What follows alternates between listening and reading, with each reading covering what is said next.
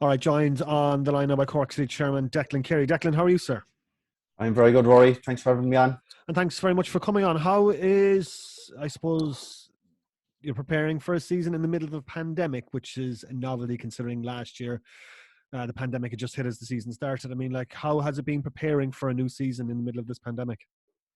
Yeah, I hate to use the old cliche, Rory, but it's been somewhat of the new normal, so to speak. From a footballing perspective, we got a harsh taste of reality from this last summer when the pandemic hit, and then we had to come back and games were behind closed doors, and we were panicking a bit and rushing around to get different things organised to host the matches and working with the FAI on what the different protocols would be. But given the success now of the recent preseason friendlies and also the experiences that we'll be able to lean on from last season, we're well set up here. And look, everyone from the coaches and the players who, the majority of which make up the squad from last season as well, they're all well aware of what's ahead and what the expectations are, what the match night atmosphere is going to be like. So, that's all building into the preparations for them. But from our perspective, we've learned a lot as well from a budgeting perspective of how to plan for the season ahead and make sure that, regardless of whether, hopefully fans can come back into the stadium this season, whether that's in the latter half of the year or towards the end of the season, we just don't know. But, we will plan for, all eventualities here. And, if that happens, it'll be a fantastic boost for everyone around the club. But if it doesn't, we're well prepared for the season to have no fans inside the gates. But look, fingers crossed with the positive news on vaccines and maybe the possibility of reduced attendances, we'll hopefully be able to claw some of that back this season.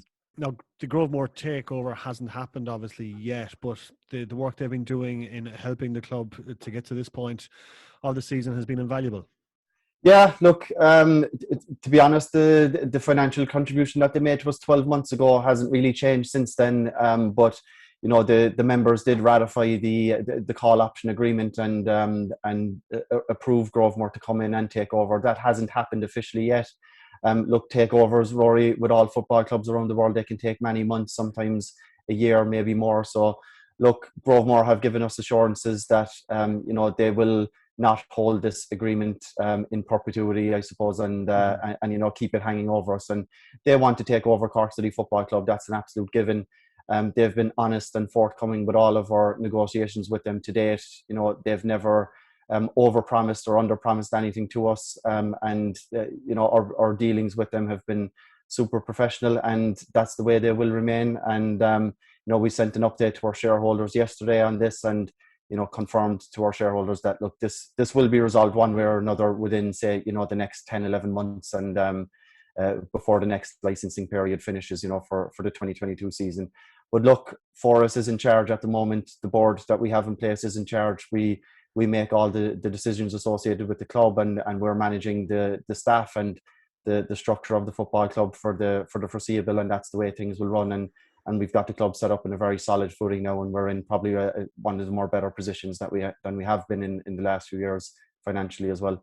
But obviously, look, that's a huge thanks to Growthmore from the large contribution they made to us about 12 months ago when we were in a very difficult position without a tax clearance certificate, without a license to participate in any FAI division, whether it be First Division or Premier Division. And look, we're here now and we're ready for that first home game against Cove Ramblers, and we're in a very, I won't say a very comfortable position, because that's an unfair thing to say during a pandemic, but compared to what we went through 12 months ago and even the season before that in 2019, I would have to say we are in a comfortable position in comparison.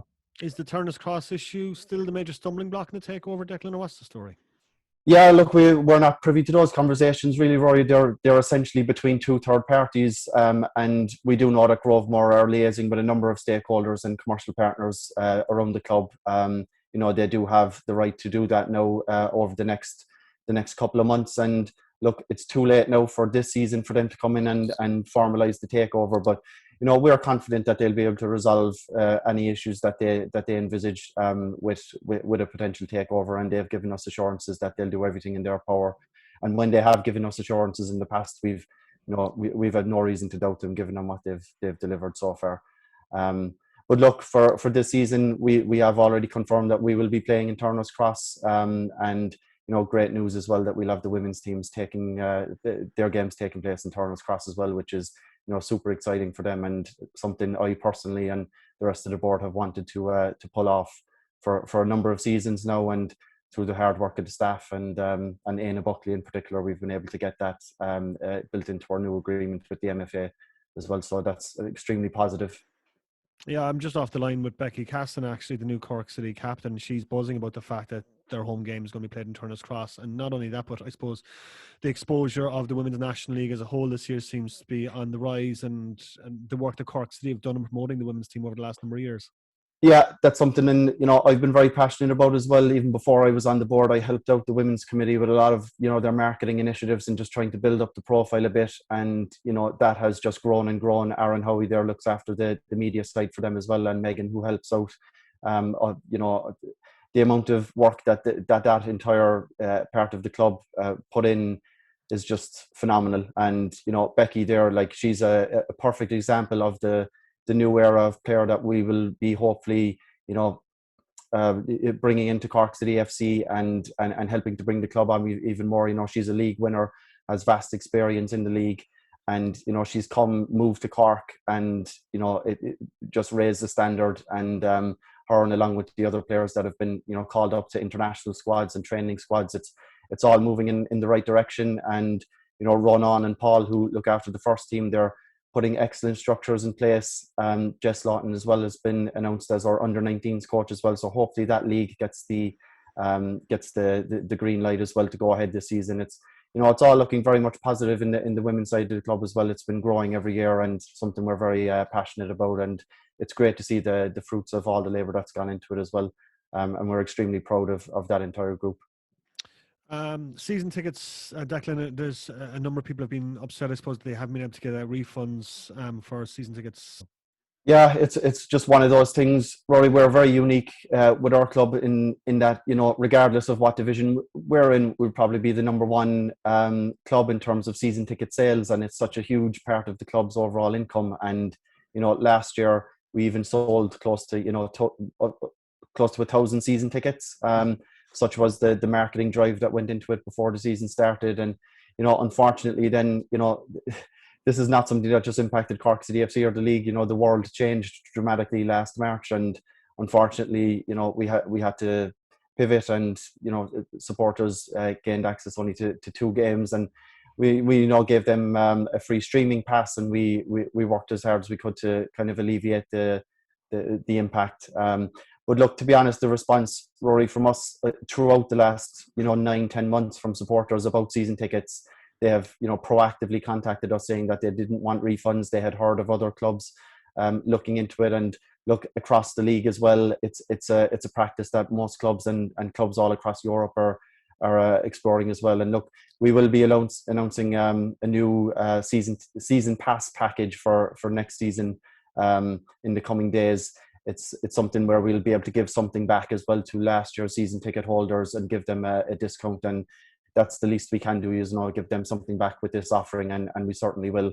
Obviously we've considered a number of elements of risk associated with this season pass. It's heavily focused on digital platforms, and if the opportunity arises then to bring fans into games, those fans of course will be given first priority then to gain access, which is something City fans all across the city and county have been itching for the last year. So look, we've done everything we can with this, and as you said, it would be an extremely difficult situation to put the club under if we were to facilitate refunds for all season ticket sales last year. It just I'd shudder to think what would happen. We'd probably be back in a very similar state than we were last year with trying to secure our license for the League of Ireland. Is it a case, Declan, where you're not expecting any fans in the ground this year, and you've budgeted and planned for that? Yeah, exactly, Rory. Yeah, we've it's mainly we've done out our budget, and then we obviously have certain scenarios that are not really included in the budget, but potential bonus situations that could arise. And look, we haven't factored it into our income at all for ticket sales for this season. If it does happen, it really does change the overall landscape of our budget. Even if you had like 2 or 3 games towards the end of the season, let's say we qualify for a playoff and there's a semi-final at Turner's Cross and possibly a final or something like that, that just changes the landscape considerably. But look, we've budgeted prudently for the last number of years. Our goal as a board for the last couple of years has been to make sure that Cork City FC is on a level footing financially, and that the club is never at risk of becoming another footnote in the history of Cork football clubs. That's been our goal over the last couple of years. That's not what my goal was when I came onto the board, but circumstances dictated such, and it's been a very somewhat unlucky couple of years. But some of the budget constraints that we've had as well have been, we've been victims of our own success in some regards. So look, we just have to take stock now of that, and use this year as well as an opportunity to set us up as a platform for the next couple of seasons. Yeah, and obviously getting back into the Premier Division is an absolute priority. But I mean, like, the First Division is a very hard division to get out of. Can the club survive a number of years in the First Division? I think we can, yeah, because look, we've budgeted prudently, and now we're in a situation where the first team doesn't, prop up the rest of the club like it has been in the last couple of years, where, if the first team doesn't have a successful season, everything around it falls like a domino effect, and it impacts things like the women's team and the academies and the club staff. And, we've set the club up in such a way now that the level of risk there is minimal. And even if that does happen, we'll make sure that, we keep the structures there in place that, let's say if we have a season where we don't perform well with the men's first team, it doesn't impact the budget that we give Liam Carey with the academy, or, impact the budget with Ronan and the women's section. So that's what it's all about. We're a football club here, Rory, and we have, an amputee team as well that have been impacted by the pandemic. And it's all about keeping all the teams. I think we're coming up on 9 teams now in total with the launch of the women's under-19s. And we just can't have the club be dependent on the success of the men's first team. That's something that we've learned over the last number of years. It's just not sustainable for a club our size. Streaming is obviously going to play a big part of this season, and I suppose the investment from the FAI to make sure every First Division game is covered has been huge. Yeah, fantastic to see that. We've been delaying our announcements of this season pass just as we try to understand what the landscape of this streaming would look like. But the streaming of the Dundalk and Shamrock Rovers President's Cup game last night was done using the same equipment that we'll be using for the First Division matches, and I was very impressed by it. You can see the highlights there of Scale's fantastic goal on social media, and it was very good to see the quality there. And word has it as well, we'll have a very famous RedFM broadcaster as well as our commentator for the season. So very much looking forward to that, Rory, not naming any names. Yeah, he's a handsome man, I've heard anyway, but I will wait for the official announcement Indeed. On that. But yeah, that's a massive boost, because the First Division is shaping up to be more competitive and more exciting than the Premier Division. Now, we're obviously going to say that because we have Cork City and Cove Ramblers in the First Division, but it is going to be massively exciting. And Colin Healy's built a very, very good squad that you would hope anyway is capable of pushing for promotion this year. Yeah, exactly. And look, the opportunities for promotion in the First Division, it goes to the top 5 teams. And, will we be in and around that conversation? I think we absolutely will with the signings that have been made. To be honest, if you got Colin Healy on the air next week, he'd probably tell you that we were going to win every single game. And we were, such is the motivation of that guy and the passion that he has, especially for this season. It's what he's done to and the staff now he's put together, the structures he's put in place, given a limited budget. Obviously that has been impacted since we've gone down to the First Division, and obviously the pandemic as well. But we're very excited. I think the Colin Healy effect, we'll call it, will have a very positive impact on the performances this season. And fingers crossed we're in and around that conversation. And I definitely think we will. Look, it was a very tight division last season. If you look at the points difference, there was even up to the last 1 or 2 games, teams could have flipped back and forth between the playoff positions. And that's something we would hope we're very much part of the conversation of, and we'll give it our absolute best shot this season for sure. And fingers crossed we're back in the Premier sooner rather than later, because make no mistake about it, we're very cognizant that that's where fans expect us to be, and that's where we should be. We should be in the Premier Division. And look, as you said, Rory, it does become a much more exciting First Division since we're down there, and there's other big temes there like Shelburne, and look, the derbies now against Cove Ramblers will be fantastic, albeit very disappointed that the first one of the season won't have any fans in attendance, unfortunately. But look, fingers crossed later in the year, in some of the other encounters, we'll be able to have some of the Cork population experience that game. Yeah, really looking forward to that. March 26th, Cork City versus Cove Ramblers at Turner's Cross. Declan, Carey, thanks very much for joining us today. Thanks, Rory. Appreciate it.